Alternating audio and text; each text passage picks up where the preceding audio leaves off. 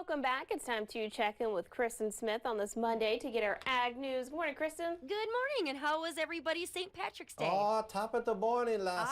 Top of the morning, laddie. It was good. It was good. How was yours? It was good, but I did hear that the crew over at WEAU was out at Liney's this weekend. There was a good group of us over at Liney's, yes. I wasn't invited. Oh, I should have. I didn't even think. Oh. I was over at Wax last week, and I didn't even think. I know. Here, I would have bought you a drink, too. They were just like Dang. an elitist over No, here. can we get an IOU on that drink? But I do have a joke with spring being tomorrow. Okay. A spring-themed joke. Ooh. What is a flower's favorite kind of pickle? Ooh, I'm not sure. A daffodil. Oh, jeez. All right, wow. Okay, I got a St. Patty's one. Okay. How do musicians show off on St. Patrick's Day? Oh, gosh, I don't know. They do They a jig. play their brag pipes. Oh. And who's the tallest leprechaun in the world? I have no The idea. Jolly Green Giant. Ooh, there you go. All right, well, speaking of St. Patrick's Day, this is an easy one. So, Okay. I mean, Derek Dahlman can get this one, too. Oh, boy. All right, ready? What's a leprechaun's favorite cereal? Lucky Charms? Oh, you got it! Ah. See, it was easy. We're starting the week off Those strong. are good, actually. I love That was Lucky Charms. good, yeah. And I've got one more, but I'll save it till the end because it's Okay. about a new position I'm in now. Okay. Oh, yeah, you're going to like it, too. All right, well, let's jump into ag news first. If you're waiting to go fishing, well, here's some incentive. There's a new walleye reward tag study for Green Bay and its major tributaries. The DNR will begin tagging up to 5,000 walleyes with green and yellow Floyd tags to get information on population levels and harvest. In addition to the yellow and green tags, there are also 200 red reward tags.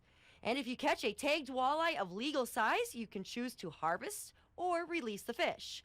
If you get a tagged fish that doesn't meet minimum length requirements, you must release it after you get the tag information.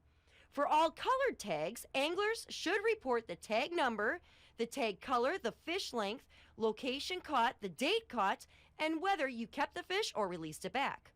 Walleyes for Tomorrow is offering a $100 reward to anglers who report catching walleyes with the red tags in the 5 major spawning areas in the state: the Fox, the Oconto, the Peshtigo, and the Menominee Rivers, as well as Sturgeon Bay. With funding from Walleyes for Tomorrow, the DNR hopes to continue this tagging study for 3 to 5 years. And switching over from water to land, we've seen some warmer temperatures, and that means that the bees will be back. Wisconsin is ranked 11th in the nation for honey production, with nearly 3 million pounds produced by its 53,000 hives. That's valued at about $8.86 million. But honeybees are much more than honey makers, as we know. They're essential pollinators for fruits like cranberries, apples, strawberries, and tomatoes. But as we've seen over the last few years, their numbers are declining, and that's because of the climate, the decline in flowers, the use of pesticides, parasites, and also the loss of habitat. And with this cold temperature, I thought this one was perfect for today. Fur production in the U.S. is plummeting, and that's good news for the animals. The U.S. Department of Agriculture released data on mink farms in the country, and the newly released numbers show that back in 2017, 236 mink fur farms existed in the U.S. 5 years later, so that puts us at 2022, only 110 mink fur farms remained. With the speed of that decline, there may be more mink farms that have closed in the last few years. During that same time period, the number of mink harvested for their fur in the U.S. declined from 3.3 million down to 1.3 million. Paired with the low prices mink fur farmers receive for those pelts, the value of the U.S. mink trade has dropped 68% from $123 million back in 2017 to just $39 million in 2022. Let's head over to that market board and see what happened on the overnight. On the Chicago Board of Trade, your July corn, that was up just a penny at $4.50. Your July wheat, that was up 4 cents at $5.48. And your July beans, that slipped just 3 cents on the overnight to $12.08.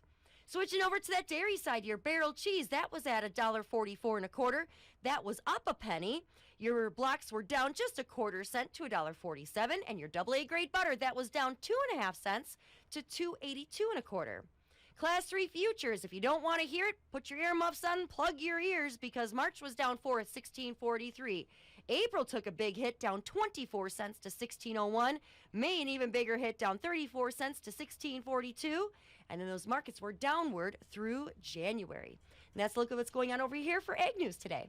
I love it. Love our ag news in the morning. Really gets me Yes. through the Are morning. you still going to tell us a joke? Yes. Well, it's my new venture. You know, it's my first week working at a bike factory.